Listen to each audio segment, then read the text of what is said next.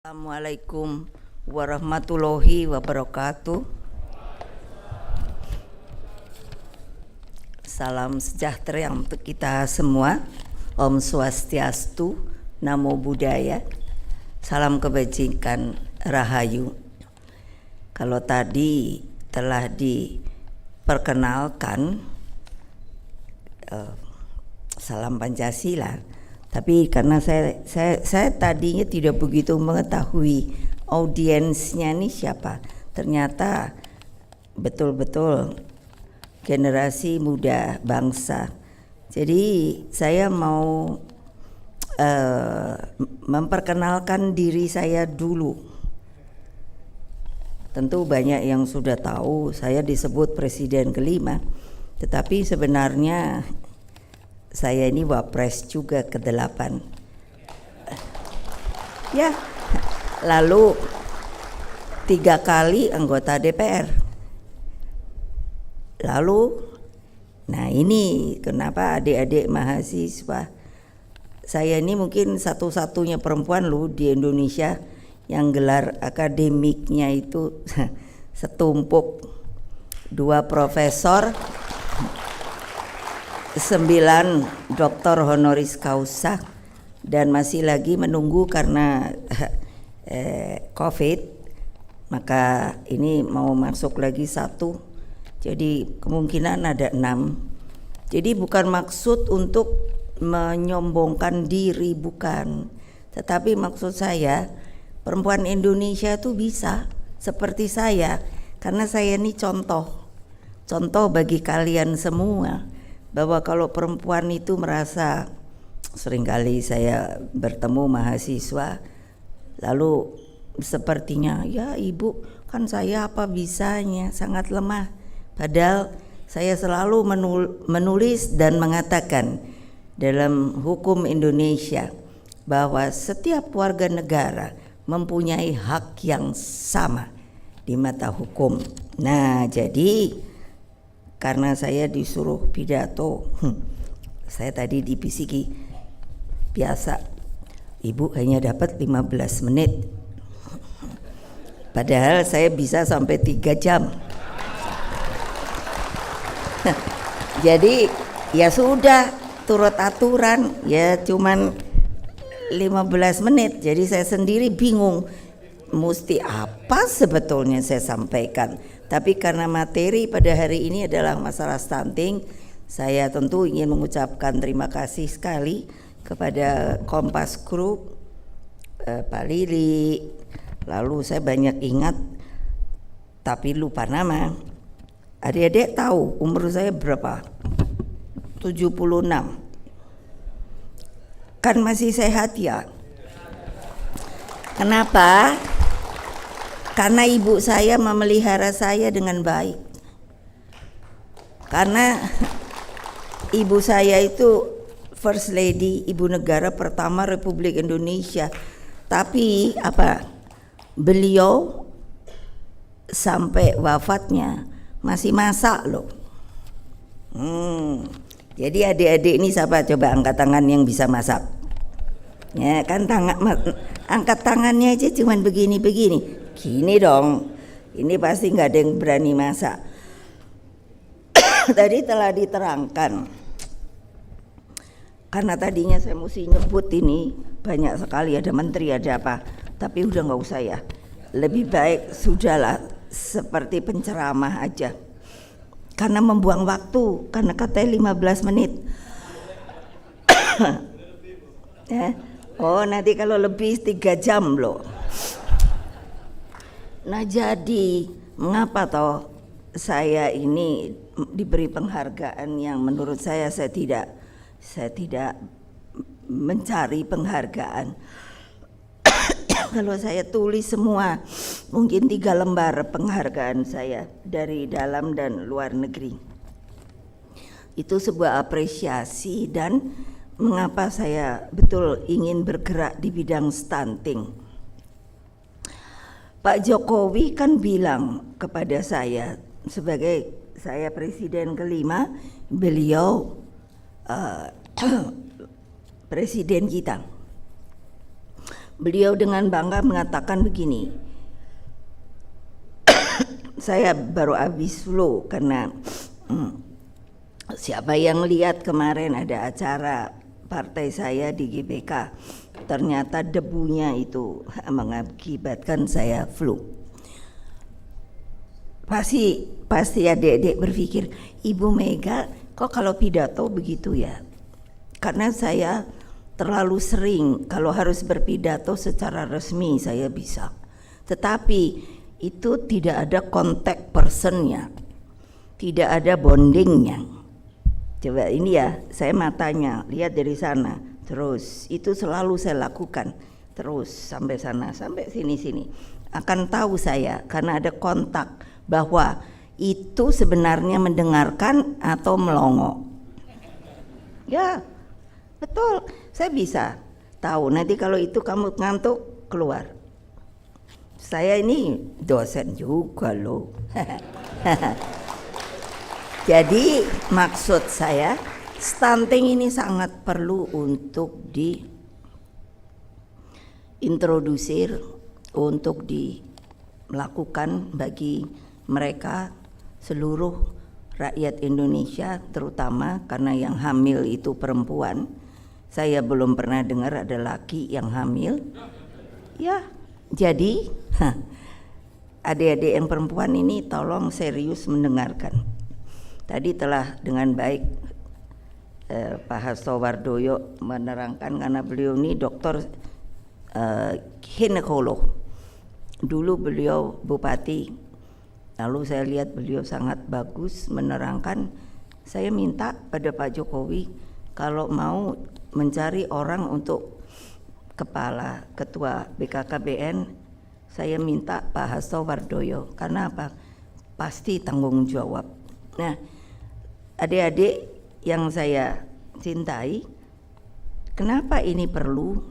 Dapatkah adik-adik bayangkan kalau Pak Jokowi bilang tahun ini 2023 itu masuk adalah bonus demografi dari Republik Indonesia. Demografi itu bonusnya itu beliau bilang tidak selalu akan terjadi setiap tahun. Kalau kita lihat bandingkan dengan 3 negara yaitu Jepang, Korea, China, istilahnya masuk ke dalam piramid terbalik. Jadi manulanya itu justru banyak di atas dan tidak produktif lagi. Bonus demografi ini kata Pak Jokowi presiden kita akan terjadi hanya 13 tahun. Jadi kita harus benar-benar dari seluruh lini itu membangkitkan dan mengangkat, bukan ekonomi saja, sosial, kesehatan dan lain sebagainya. Itu sebabnya mengapa saya lalu dengar begitu Pak Jokowi bilang, aduh Bu, stunting itu kok tinggi ya, aduh. Saya udah gini aja, ini gimana ibu-ibu kita ya? Tahu, saya pun sama, karena ibu saya ceritakan tadi, saya pun melakukan hal itu. Ketika saya mulai mengandung baru 1 bulan atau kalau sudah diberitahu oleh dokter saya anak 3, itu betul-betul manajemen rumah tangga itu saya jalankan. Jadi apa? Saya ndak lihat mau beli tas, saya ndak mau lihat mau beli baju, semua full untuk kepentingan 3 anak saya. Betul-betul saya beri gizi yang menurut saya paling baik. Setiap hari saya masak paling tidak dua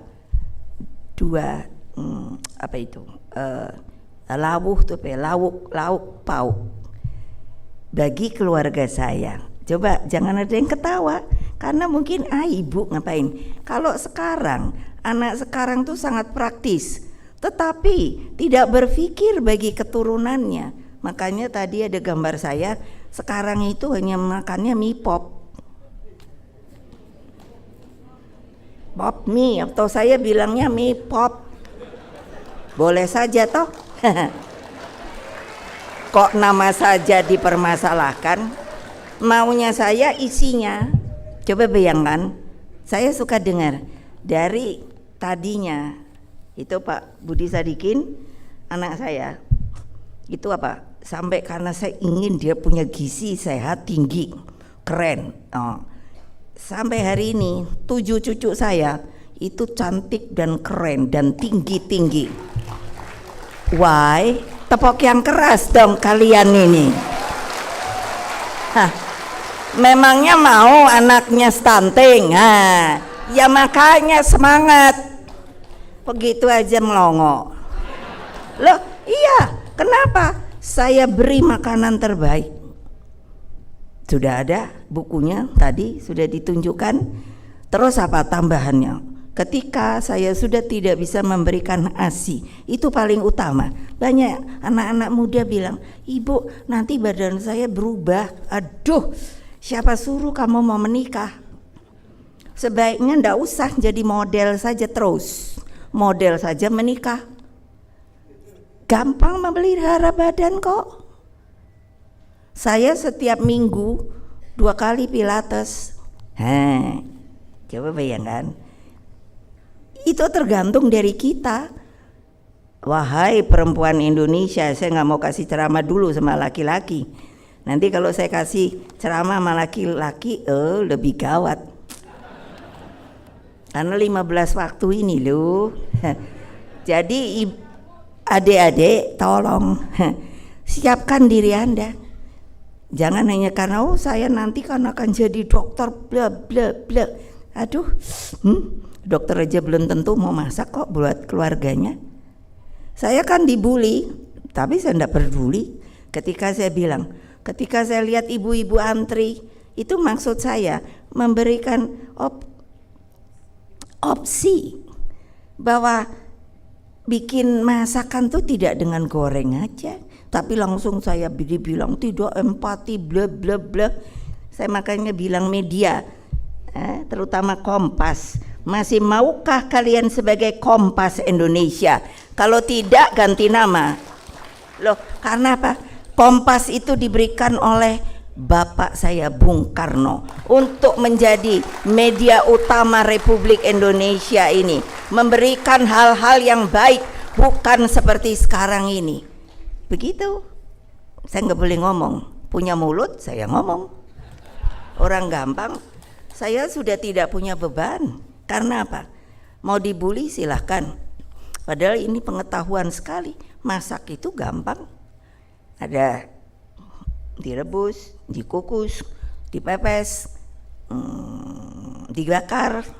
Ya, kenapa mesti heboh dengan minyak? Siapa yang mengajarkan kalian? Ibu kalian kah? Mengapa tidak diajarkan? Ibu saya yang seperti saya katakan tadi, itu seorang first lady. Kalau di rumah masih meladeni suaminya dan anak-anaknya dan memasakkan bagi mereka. Itu ibu yang number one. Loh ya betul lah. Coba bayangkan tadi sudah diterangkan, kalau stunting, sudahlah jangan nangis. Saya suka bilang nangis gombal. Itu akibat Anda sendiri, wahai kaum perempuan Indonesia. Karena tidak mau belajar bagaimana bertanggung jawab menjadi seorang ibu. Jadi saya tadi bilang sudah tidak bisa ASI, saya beli susu saja yang terbaik. Saya sisihkan uang saya. Nanti mungkin, oh iya ibu kan ibu anak presiden bla bla bla bla. Itu banyak sekali bilang sama saya. No, saya belikan susu yang terbaik. Susu pada waktu itu yang termahal. Saking kepinginnya sehat, coba bayangkan. Saya tambahkan sarang burung. Kalau segini botolnya, saya berikan kira-kira sedikit saja sarang burung. Terus apa? 1 sendok teh madu setiap hari. Setiap hari. Begitu sarapan, saya tunggui sarapan. Saya sediakan sarapan terbaik. Begitu selesai, sudah itu Bang. Kalau ketika mau berangkat sekolah, dulu ada namanya apa ya, saya kok lupa, vitamin. saya bilangnya 3 ekor nih. Semua mulutnya mesti saya suruh buka. Up, vitamin. Up, vitamin. Up, vitamin. Apa jadinya? Saya bukannya bohong. Anak saya tuh handsome, tinggi-tinggi. Dan ininya, nah ininya, tepuk tangan itu yang di atas kok, yang mau jadi ibu nggak mau gitu. Nggak mau gitu anaknya. Iya, mulai sekarang ibu-ibu jangan mikir pacaran. Itu tadi kan lihat perceraian. Ya karena nggak ada kematangan berpikir untuk menjadi seorang ibu dan ibu rumah tangga. Kaum perempuan Indonesia, hei dimanapun kalian berada, dengar omongan ibu. Mau saya dibully tidak peduli lagi, karena ini adalah untuk generasi yang akan datang. Seperti tadi dibilang apa, saya suka nggak hafal apa genre apa saya bilang sama Pak Jokowi, sudahlah Pak, nggak usah ngomongi gitu. Kalau itu genre-genrenya stunting kayak apa Pak, ayo, itu menjadi beban negara. Itu Kompas. Mana ada media yang mau nanti memberikan masukan seperti saya ini? Never. Makanya saya bergerak. Dan ini bukan untuk fragmentasi. Oh ini mesti miliknya ini. Langsung saya ditanya, kenapa PDI Perjuangan ngurusi stunting? Why? Ini program pemerintah, kamu pun boleh, siapapun boleh, perorangan boleh, perusahaan boleh. Karena ini adalah untuk apa? Untuk regenerasi yang akan datang. Kebayang nggak? Ayo Pak Hasto, sekarang berapa jumlahnya? Persentase stunting 21,6% kan dalam 13 tahun. Bisakah jadi 0%? Ayo, ini tantangan loh. Ayo, ini sekarang saya merasa bangsa Indonesia itu tidak mau bergotong royong lagi, selalu membuat yang namanya segmen-segmen. Oh kamu itu, saya ini, itu.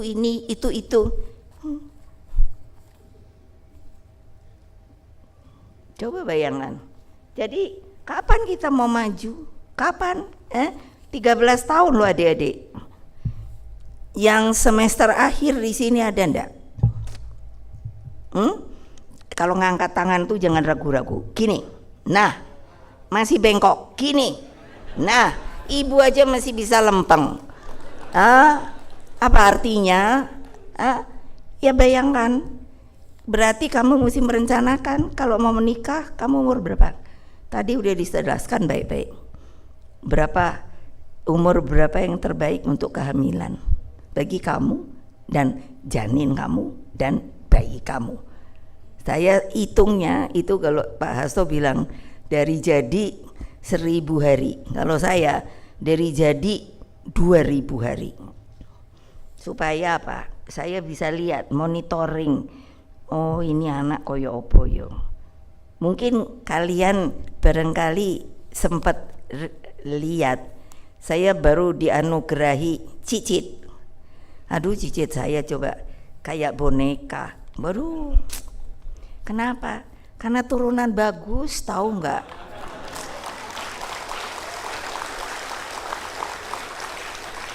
Loh, turunan bagus tuh jangan lalu konotasinya.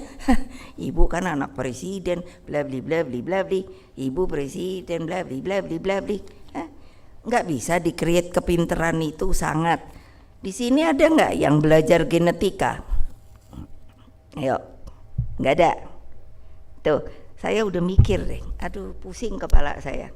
Saya pernah belajar genetika. Anak-anak sekarang kenapa nggak ngerti ya genetika atau nggak mau genetika? Apa itu DNA? Wah, waduh genom. Wah, ini maunya gampang aja. Sekarang yang dari eksakta. Ayo. Jadi eksakta tuh aljabar, analit, apa lagi ya, matematik, terus apa ya? Pokoknya yang mau jadi dokter, insinyur. Angkat tangan tinggi-tinggi. 1, 2, 3 sebelah sono. Nah, sana.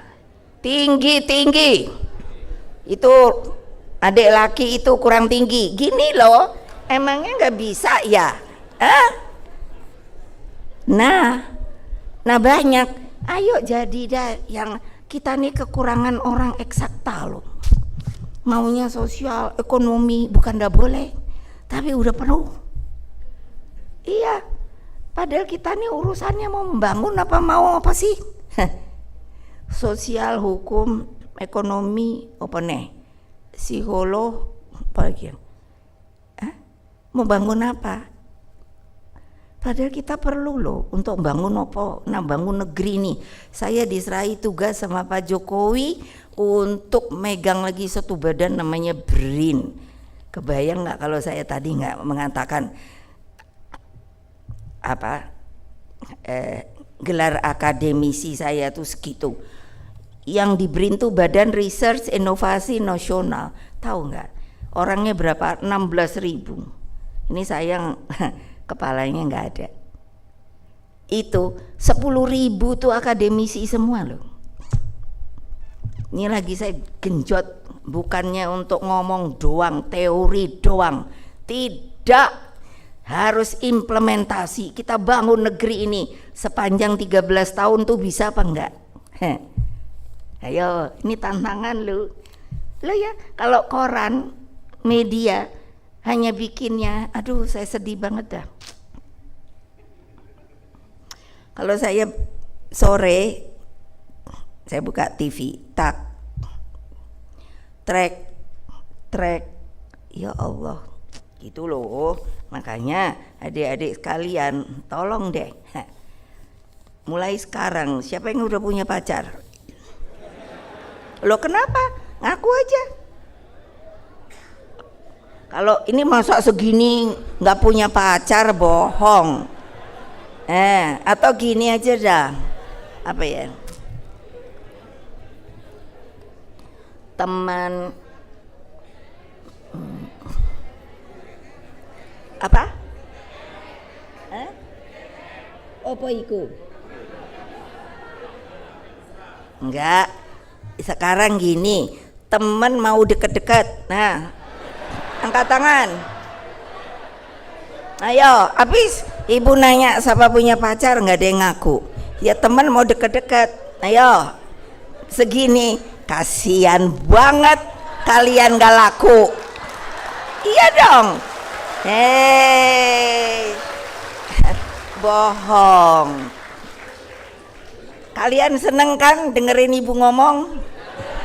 Iya, kalau anak-anak saya di partai ini bukannya mau ngomongi partai, 3 jam mereka begini. Keren deh. Kalian tadi saya lihat melempem. Saya kasih semangat, nanti baru ngerasa dah. Iya, masa kamu tuh kaum terdidik loh, akan menjadi sesuatu buat bangsa ini. Aduh, kalau melempem itu yang 10.000 itu kan saya datangi ya mereka udah nggak berani karena mereka tahu gelar saya segitu. Lo ya lah, nggak bohong. Jadi saya hanya bilang ini, siapa nggak setuju saya sini datang, biar dilihat yang lain. Saya hanya mau yang namanya akademisi Republik Indonesia itu adalah juga pejuang bangsa yang berani ke lapangan. Kebanyakan teori melulu. Betul itu. Nah, kalau nanti saya suruh ke lapangan, bungkem. Kan bisanya bikin penelitian terus apa itu namanya? Hasil penelitian tuh apa ya Pak? Alah lupa pulang. Nah kayak gitu-gitu. Bikin nih jurnal toh, kasih toh. Kalau udah masuk ke laci toh. Loh jangan ketawa loh Pak Yudian. Ini benar. Loh ya, itu saya kalau ngomong saya nggak peduli karena saya 2 profesor, 9 doktor masih mau nunggu. Ayo saya bilang kalau mau debat. Kalau sama akademisi juga yang mau bully saya, kamu pengecut, saya bilang datang dong sini, kita diskusi and debat. Keren dong. Kayak gitu ngumpet aja. Gimana sih? tolong dong, saya kayak gini, umur saya udah 76, makanya saya seneng-seneng aja. Maksudnya apa? Bodoh amat kamu mau bully saya, mau apa? Tunggu aja. Kalau saya nggak setuju, saya gugat ya. Ada loh satu gugatan, masa saya menang, boro-boro. Padahal ada ininya toh, ada hasil apa keputusannya.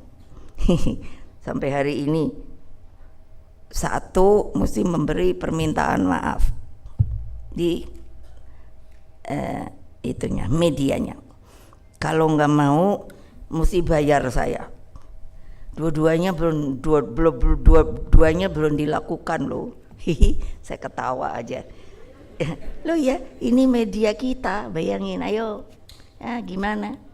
Yang namanya Kompas itu. Yang diberikan oleh Bung Karno. Saya tanya sama bapak saya, Bapak kenapa sih kasih nama Kompas? Itu akan menjadi penjuru bagi media yang namanya di Republik Indonesia. Saya sering ketemu Pak Yaakob Utama.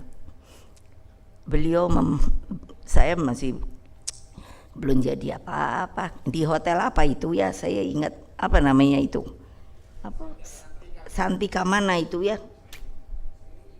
Nah, apa itu situ-situ ya? Iya memang saya suka sekarang tahu tapi lupa nama karena dikurung 3 tahun COVID loh. Ya betul. Jadi saya suka tahu nih di sini ada gambarannya begitu. Iya nanti diundang begitu ngobrol. Jadi kan selalu ya saya sebagai anak muda kan, ya saya merasa bahwa beliau betul sebagai apa ya, seharusnya bagi kalian yang orang Kompas, beliau itu harus dijadikan penjuru. Karena apa?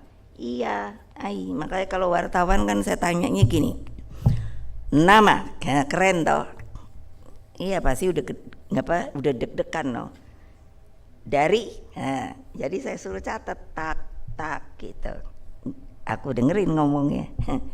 Oh ya biarin dah, dia ngomong gitu. Kayak kapan itu lucu deh. Di mana ya? Satu sendiri nyelonong. Padahal di mana ya? Tuh suka lupa saya sekarang. Apa ya di Bali itu ya? Sampai kemarin ini apa? Oh ya. Jadi terus ada aja wartawan. Terus taunya gini nanya, Ibu kan dicatat untuk Ibu Megawati bla bla bla bla. Oh bukan, waktu di BRIN ada Ibu Ani kepala BRIN saya. Nanti kan gitu, kalau udah nama media untuk siapa tulis. Jadi Ibu Mega, pertanyaan pertama ini, pertanyaan kedua saya udah senyum aja. Udah saya jawab kan. Apa coba pertanyaannya?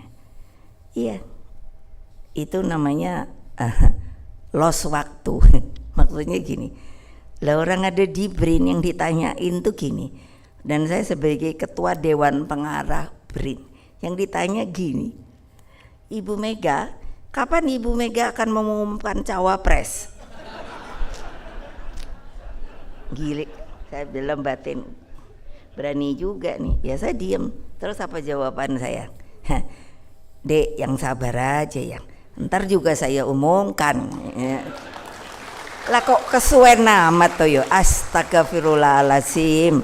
Terus saya bilang kan, ini apa kalibernya wartawan. Saya tahu mereka kan semua kepingin punya prestasi, tapi kan saya mikirnya gini, kok nanyanya di tempat yang beda gitu loh, betul nggak? Lah ini iya, ini yang punya koran. Iya jadi ajarin itu wartawan kalau nanya tahu waktu, tahu tempat. Aduh, kok itu saya tahu karena kalau umpamanya saya jawab gitu, wah kan dianya, wah saya dapat, saya dapat berita itu gitu, wah kalian nggak dapat. Aduh, kayak saya ini udah puluhan tahun sama media. Aduh, media itu nanti kalau kamu jadi orang kalau media nanya jangan spontan, harus dipikirkan, bukan pertanyaannya, tapi dibalik pertanyaan itu. Ayo, ngerti? Nah, mana yang bagian komunikasi? Jadi mesti bisa berpikir, apa itu namanya, bukan real, tapi dibalik itu. Jadi saya udah tahu saya. Jadi apakah dijawab atau tidak dijawab, daripada dijawab kepanjangan. Kenapa saya bicara gini? Supaya kalian juga nanti belajar, karena ini ada di Kompas, salah satu media Indonesia. Jadi menurut saya, jadilah anak bangsa yang benar-benar tahu. Dan terutama bagi anak-anak muda perempuan yang tidak mau ngaku udah punya pacar atau belum. Iya, saya hanya mau tahu nih sebetulnya begini loh. Karena sama cucu saya, sekarang yang lain toh sudah berkeluarga, tinggal cucu saya, berarti 6. Saya selalu bilang begini. Yang pertama, kalau kamu akan melihat lawan jenismu, saya nih, maka jangan kamu lihat yang di depanmu, kamu mesti lihat yang di belakangmu. Apa? Kalau lagi kasmaran kan kelihatannya semuanya buta, semuanya keren, semuanya baik, semuanya deh. Tapi kalau kita lihat yang di belakangnya, kenapa saya bisa tahu gini? Saya pernah kuliah di psikologi loh. Siapa yang pernah di psikologi? Ada? Nah itu. Ya, bisakah kalian membaca isi hati orang yang ada di belakang kalian? Mengapa tadi disebutkan perceraian sekarang itu paling banyak? Kalau dijawab tadi dibilang adalah karena ekonomi, saya kurang percaya. Kenapa? Ketika ibu-ibu kita zaman dulu itu sampai langgeng, sampai salah satu diambil. Nah ini kan kamu orang pinter, harusnya mempertanyakan hal itu. Sampai sekarang cemburu aja dibunuh. Kamu lihat nggak? Saya suka lihat namanya disergap. Saya prihatin banget. Masa orang Indonesia yang katanya ramah tamah, penuh cinta kasih, seneng gotong royong, sekarang saling bunuh antar keluarga utamanya. Yang namanya ini istri, saya lihat tuh kalau salah ngomong sama tuh sergap ada. Bayangkan si ibu ada cemburu pas sama bapaknya topo bombo, anak bayinya dibanting sama dia mati. Coba, tegakah kamu akan melakukan hal seperti itu? Beragamakah kamu untuk melakukan seperti itu? Tidak ada yang berani mengatakan, hanya diperlihatkan. Lalu solusinya itu apa? Saya sering bicara sama Ibu Menteri Perempuan, anak-anak, kalau kita bertiga ini ketemu, nanti kita bicara soal problem, terutama perempuan, kita bertiga nangis. Inikah yang diinginkan oleh Presiden Republik Indonesia yang bernama Bapak Insinyur Jokowi, bahwa kita harus maju di dalam 13 tahun untuk menyelesaikan seluruh masalah dan menjadi sebuah negara maju yang keempat? Karena kita ini katanya adalah masih di dalam status negara berkembang. Coba nih, kalau nggak mau hamil, Ibu terus terang KB. Ya, kenapa? Loh, daripada anak saya lihat sampai gimana sambil nonton TV saya berurai air mata. Hari apa tuh ya? Ditemukan anak bayi satu di pinggir jalan. Tapi tidak ditunjukkan, diburengkan. sudah mati, meninggal. Satu di semak-semak.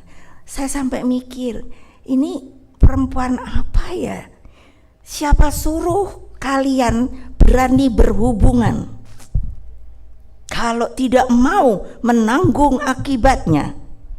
Tadi saya sudah bilang, calon ibu itu adalah perempuan. Saya nggak pernah tahu ada laki itu hamil, tahu nggak? Kalau benar ada itu keajaiban dunia, yang diberikan oleh sana juga. Coba bayangkan, untuk apa sih orang untuk menghalanginya bisa, tapi kan selalu bentrok. Aduh, aku kalau lihat anak buahku itu, ya, yang dari partai, kalau saya tuh sampai mikir, saya ini ketua umum partai kah, atau konsultan pernikahan? Wah, datang glumeng-glumeng, gublek, gulung-gulung. Cobain, aku bilang, ini mau diapain ya? Mau ditampar sama saya? Dia nangis. Nggak ditampar, nih ngapain? Udah, saya diemin aja. Udah kan capek juga ya. Udah capek. Nah, duduk sini deket ibu. Nih air putih, minum. Oh, ibu, tolong ibu, itu suami saya selingkuh ibu, katanya udah ada istri barunya ibu, gitu. Cobain. Loh, emangnya kalau gitu kenapa saya yang mesti ngurusin? Aku bilang gitu. Loh, ya betul dong, memangnya yang punya saya, kan kamu ya? Iya, tapi dia nggak mau nurut ibu, bla bla bla bla bla. Udah, kamu mau nurut ibu, mau ibu cerai. Kan saya dibilang sama laki-laki nanti provokator, bener nggak? Ya tapi ya nggak mau dong, kita punya harga diri. Ingat loh, kamu tuh punya harga diri loh.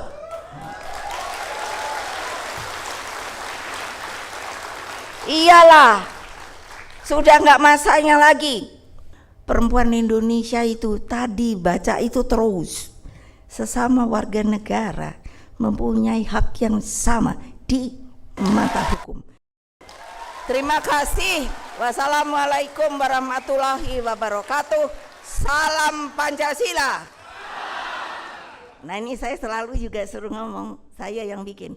Merdeka! Merdeka! Merdeka!